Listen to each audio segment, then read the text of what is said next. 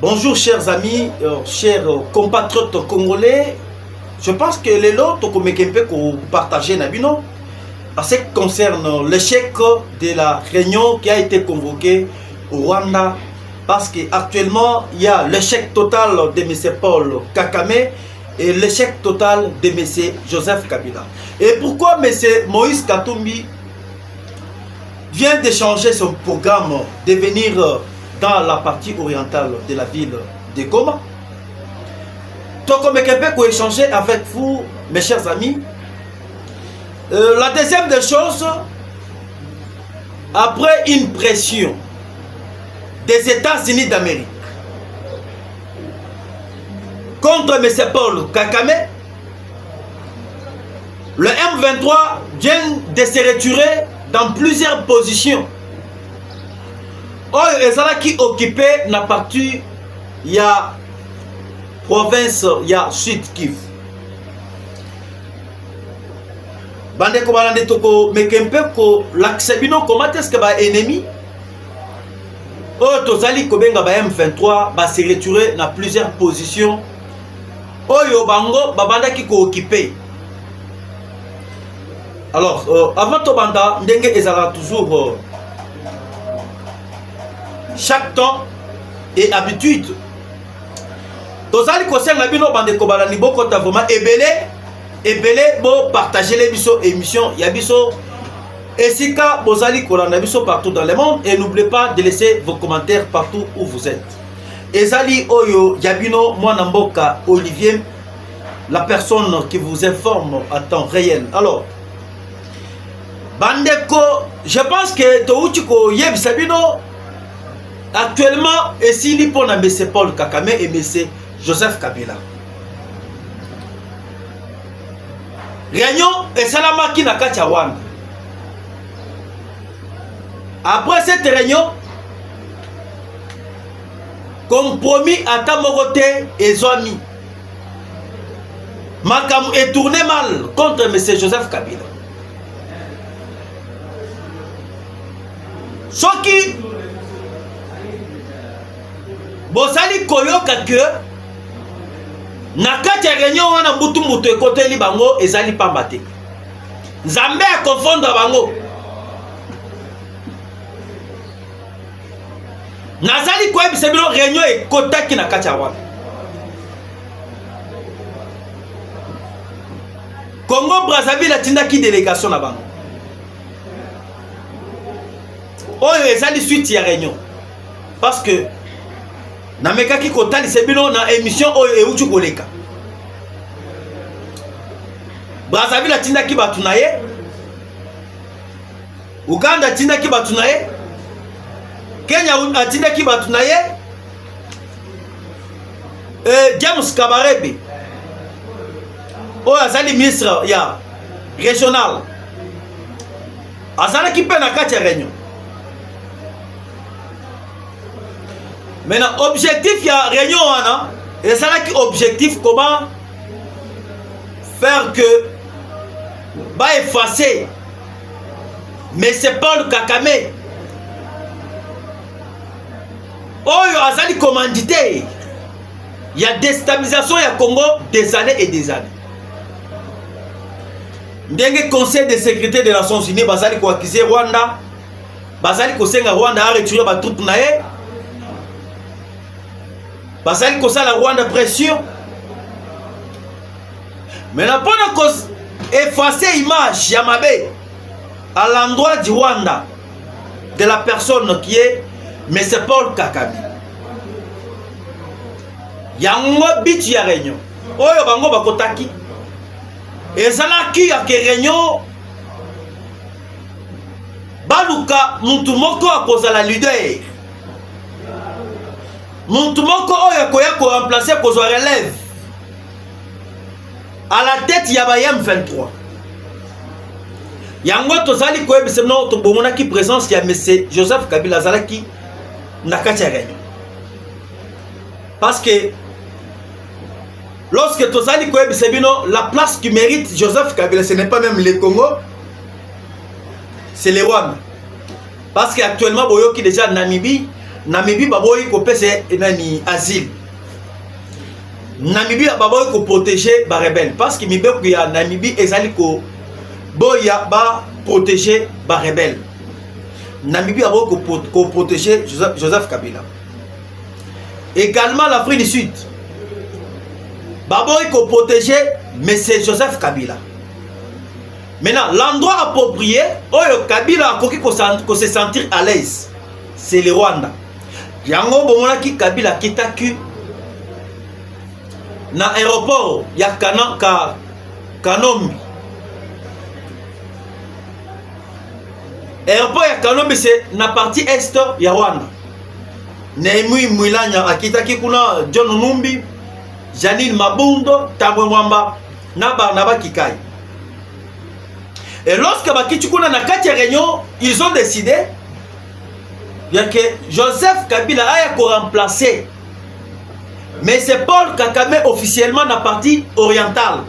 Autre partie, il y a ville, il y a Goma, na ville à Sud Kivu. Pourquoi? Parce que pression est l'équipe. Ndenge pression est l'équipe à États-Unis d'Amérique. Il faut maintenant Kagame à s'effacer.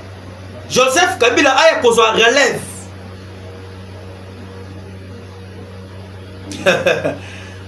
Vraiment, tozali ko ebisebino Joseph Kabila azali kokende kosimba touche. Na minute oyo maintenant makambo ezali accéléré. Les États-Unis d'Amérique veulent maintenant en finir une fois pour toutes avec cette histoire de l'insécurité de l'Est. Ndebo koyoka comment est-ce que ba M23 ebele va se retirer? Na ba parti ebele. Maseki ezate. Maseki ezate. Rwanda azali na pression ya kosakana te soki bino boyebi te.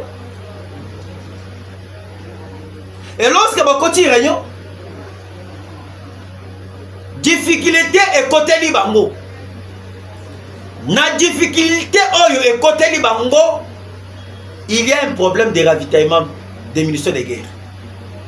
Il y a un problème de ravitaillement des militaires.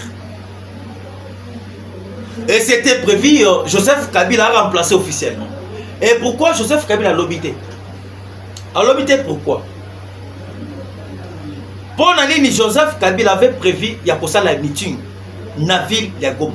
Et pourquoi ça allait à monter? Mais pourquoi la France?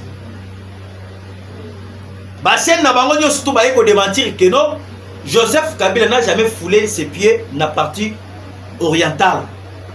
Il y a Est. Et ça, sous forme maintenant, il y a qu'on protéger Joseph Kabila. Va comprendre que le plan Nabango est simité. Le plan Nabango est failli. Il y a un moni qui démentir. Mais en réalité, c'est Joseph Kabila qui n'a partie orientale. Joseph Kabila Azalaki na ville ya Goma. Et pourquoi ba faillir na mission na bango?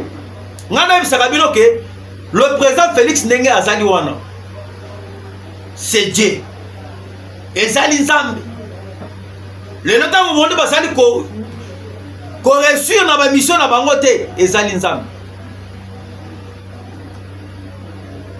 Ba faillir mission na bango parce que Rwanda s'est senti que sur le plan militaire, Azali na ba militaire oyo te ba koki kosa la face. Yako animé guerre de Bukavu jusqu'à Tanganyika. Joseph Kabila mekaki kokene na Uganda. Kosenga ba aide militaire. Museveni aboyelaki ko pese ba aide militaire. Yango yaki na kati ya réunion wana figure ya Uganda ezalaki, figure ya Kenya ezalaki, figure ya Rwanda pe ezalaki. Na bato basali ba représenter ya Kakota Museveni ba insister ba lobi que il n'y a pas moyen ko pesa ba militaire oyo ya biso ba ya kobunda na partie est ya Congo. Parce que na minute oyo ba simi biso na litoyi par l'administration américaine. Les États-Unis na passage ya Masada Bolos a ebisaki ba Ougandais à travers M. Kakota Museveni. Nous sommes en partenariat direct avec la RDC. Yango Boyoki, Museveni aboyi kopesa Joseph Kabila ba militaire akoka kokota na partie est ya Congo. Actuellement ezali koyindela bango soki bino boyebi te. Makambo ekomi mabe. Bokoyoka kala mingi te Joseph Kabila sera aux arrêts. Et na minute oyo tango Uganda aboyi kopesa ba militaire na ye et pas monsieur Joseph Kabila. Le Kenya également. Kenya aboyi kopesa ba militaire parce que Kabila avant que basa la réunion il était allé au Soudan pour na kosenga ba aide militaire na Somalie pour na kosenga ba aide humanitaire aide militaire va même na Kenya na ba moko nyonso to akei ko tambola celle que le Soudan oyo andimi kopesa ba militaire. Le reste des pays baboyi kopesa ba militaire. Yango moni échec et côté li bango na kati ya réunion. Yango boyoki que au lieu que monsieur Joseph Kabila abimisa officiellement na parti ya Goma ezate a comprendre déjà que na minute oyo bato babundaka na zamba ezali ba militaire. Samba militaire akokota ndenge nini akomuna ndenge nini yango boyoki bakoti na réunion na ba makenge na bananga pour la deuxième réunion oyo salamaki na villa ya Goma. Ameke ki koyebisa makenge pour que non bakbunda kaka na ba militaire oyo bazali sur place na villa Goma ba renforcer na ba oyo bazali na villa Bukavu ba ko percer. Makenge abise non. Moi je suis militaire. Tu as vu que distance oyo etikali to bunda. Ezali distance à monene. Ezali pe distance à moulaï. Maintenant actuellement nandenge pe nangambu ya FARDC. Bato basali na côté ya gouvernement congolais. Ba se mobiliser bazali ebele. Ba waselendo bakoti pe armée bakomi ebele. Et le gouvernement congolais a recruté pe ba jeune bazali pe ebele. Ba s'enrôler massivement na kati ya armée. Moyen biso to bunda ezate parce que ba militaire naka na bango bazali biso to zali muke. Il faut toujours to renforcer ba militaire mususu na côté na biso pour que to ça la face na armée congolaise. Yango boyoki par rapport à intervention ya Makeng on a réunion bakotaki na ville à Goma. Joseph Kabila ne s'est pas prononcé. Aboko s'est prononcé à zongisima parce que aide militaire exaté. Vous comprenez?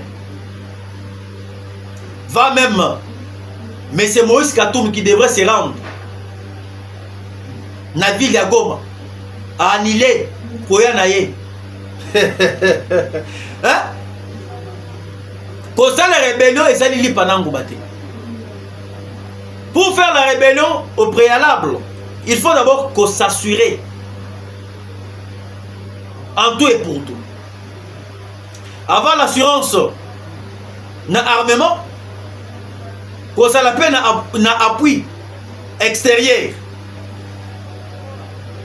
Les lois, moi, je vous parle que Basala qui a confiance na France. Bah, vous voyez que France a cocoté la bango.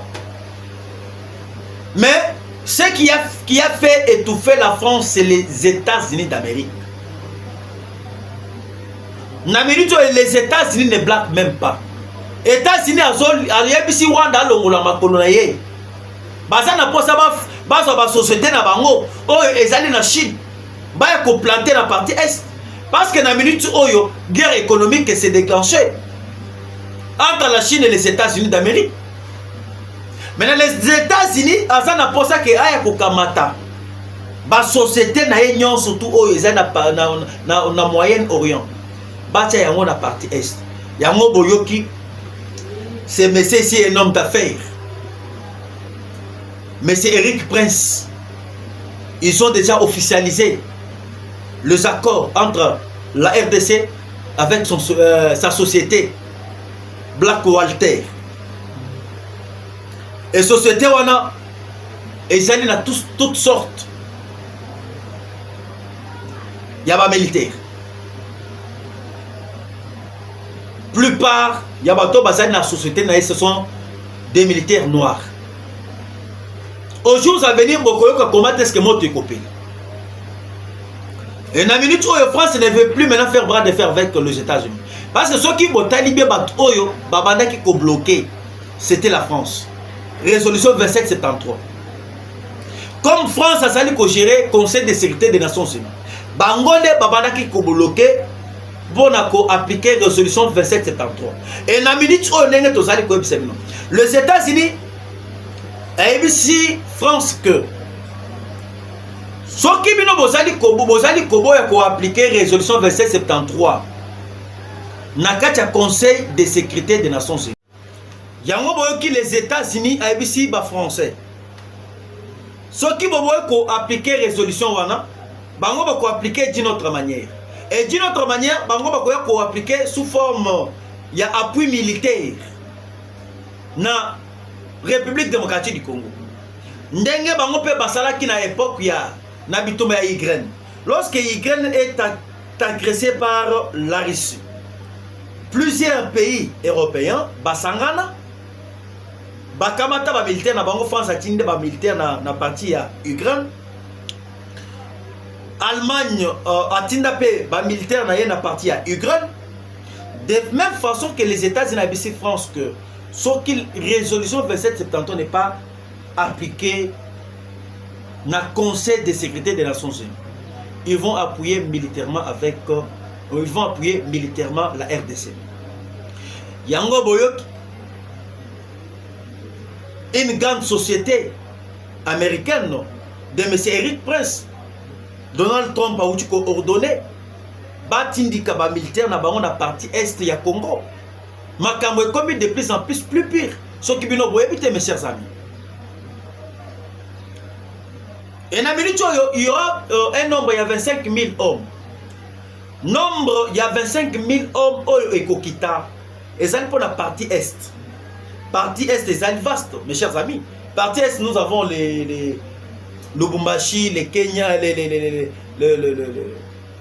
Lubumbashi, Kalemi, Kolwezi.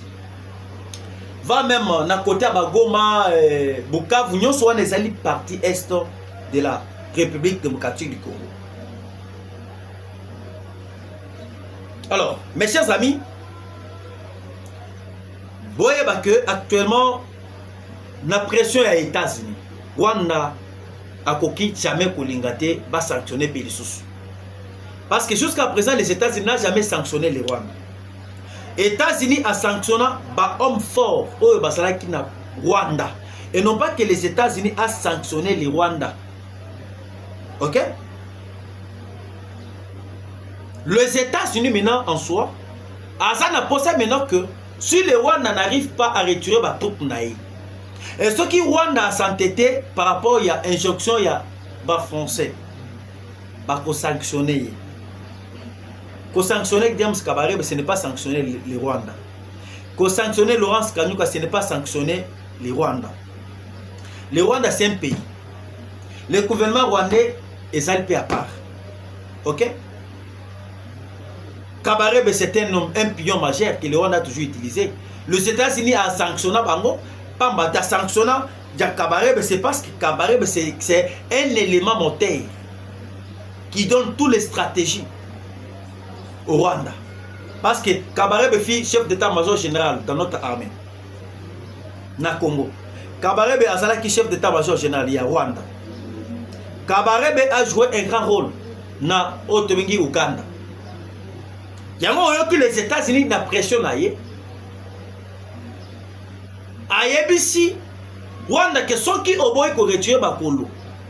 Il va sanctionner maintenant le gouvernement et le pays qui est le Rwanda. Et moi, actuellement, mes chers amis, pour que vous compreniez que Makambu et comment Koya na dimension moussous, ça devient terrible. Terrible. Bah, M23 va venir se retirer. Est-ce que vous êtes au courant que les États-Unis ont une coopération, il y a satellite avec les Rwandais? Est-ce que vous êtes au courant? Makambu est comme terrible. Le M23 commence à se retirer parce que depuis hier, dimanche, va se retirer dans plusieurs positions. Oyo bango babandaki occupé.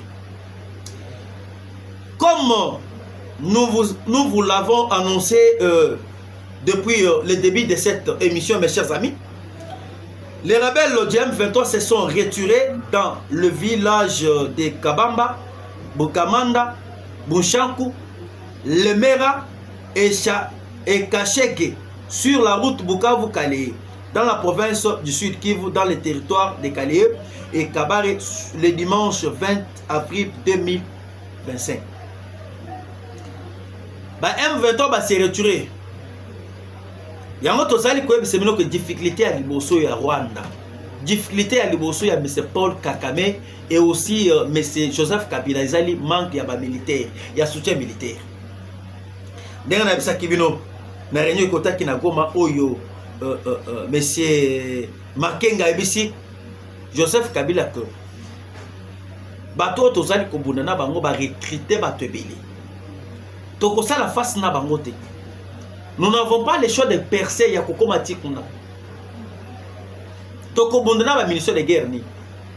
Toko bundana ba militaire ni parce que Kenya boy kopesa ba militaire.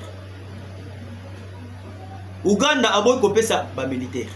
Somalie aboy kopesa ba militaire. Sikoy awa toko s'imposer na façon ni. Boyoki ma comme ndenge compliqué bang. Yango boyoki que la pression oyo eleki à États-Unis va se retirer dans plusieurs positions. Ils n'ont pas de choix. Va se retirer parce que boyoki Kalamine les États-Unis va réagir et la RDC va réagir.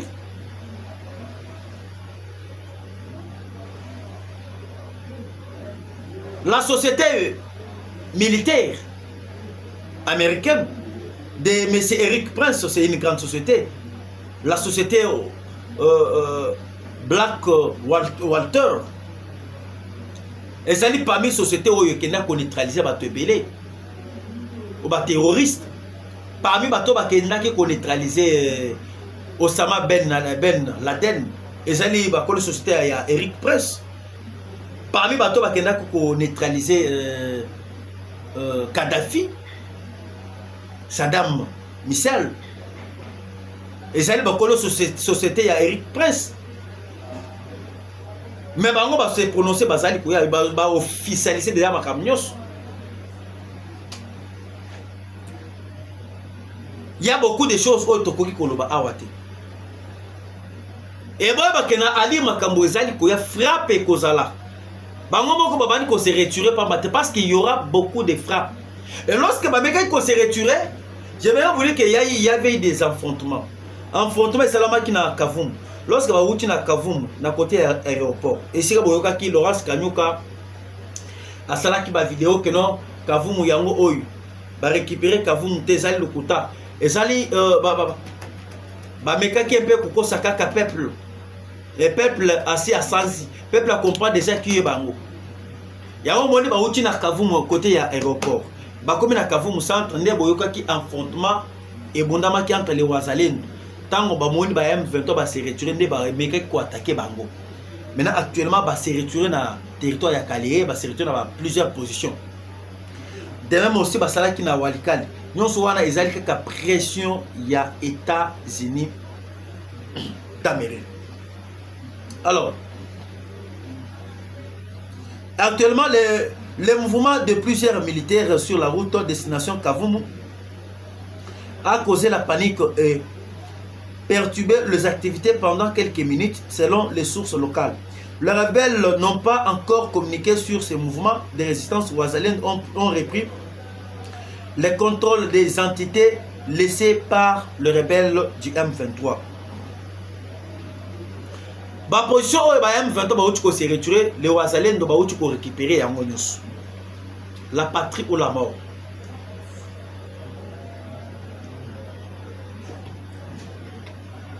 Mes chers amis, tu as vu ça qui me noque. Basali na survie moulaï li sous-souté.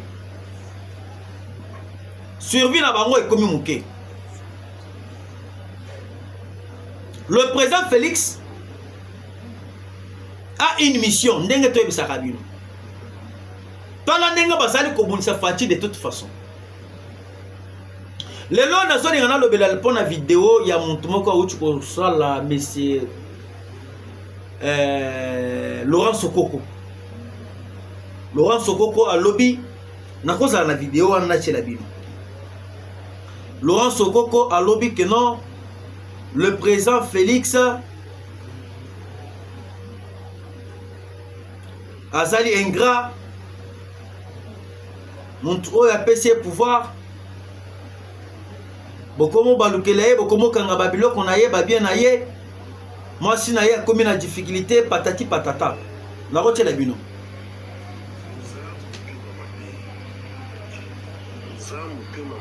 Parce que vous êtes conscient que vous soyez quitté. Vous n'avez pas de malamu à venir au sololi.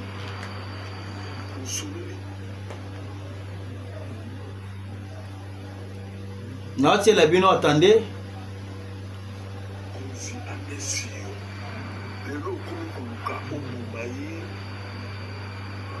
Panza va bien naïe, une famille d'insécurité, vous conseillez mon frère, je vous confirme, nous avons azali juste.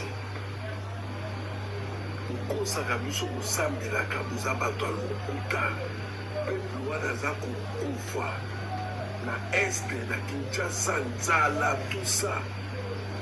Vous kamati pays comme le Cablo.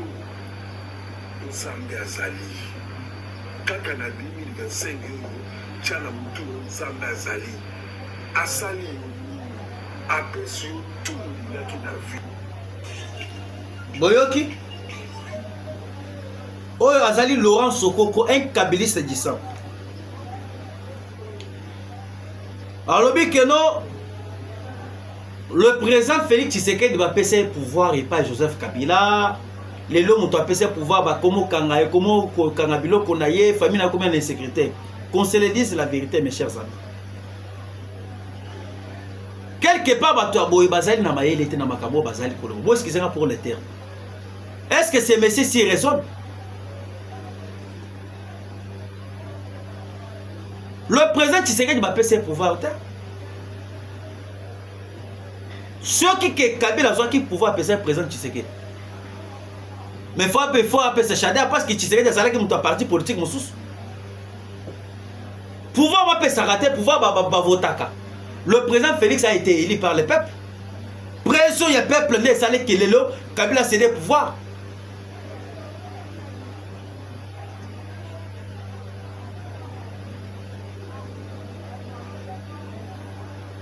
Et na minute où on est tous allés mes chers amis. Bon, c'est laisser te manipuler. Ce qui que Joseph Kabila azalaki congolais de père et de mère. Pour nani na souhaita ki kokende kopesa Rwanda biki. Parce que le président Félix avait déjà anéanti totalement le Rwanda. Kakame Mutoye kopesa M. Paul Kakame Beki, c'est M. Joseph Kabila et M. Moïse Katumbi.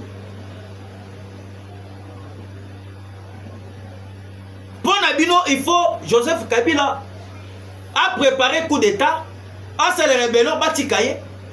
Mais nanda ku ya Olive Lembe Kabila na 18e mairie. Bakangi ba minduki. Ba minduki oyo bakangi nanda ku ya Olive Lembe Kabila. Pona bino batika bango. Botala na kingakati. Ba minduki ebele ebimi. Na kingakati babanda ko préparer ni. Et vous allez quoi sakana batwa. Non, Muto a passé bino pouvoir. Est-ce que Kabila a passé son pouvoir? Soit qui Joseph Kabila a passé qui le président Félix Tshisekedi du pouvoir. Mais à quoi sert bon il y a élite à 32 ans? UDP Sazala qui n'a science été pendant 32 ans. Bino nyo surtout boyebi élite à Tshisekedi le père.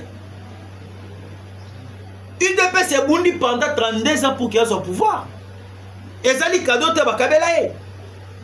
Et alors kola batumoko boy basui bongo na bango na bafongoli bongo. Balongoli pena bongo na bango bakamati banye.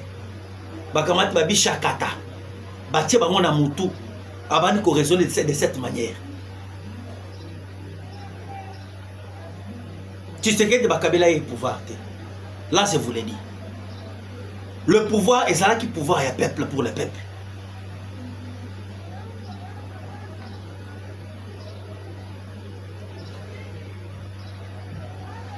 Alors, mes chers amis, Bande Kobalandi, nous surtout il y a Olivier, les news télévision.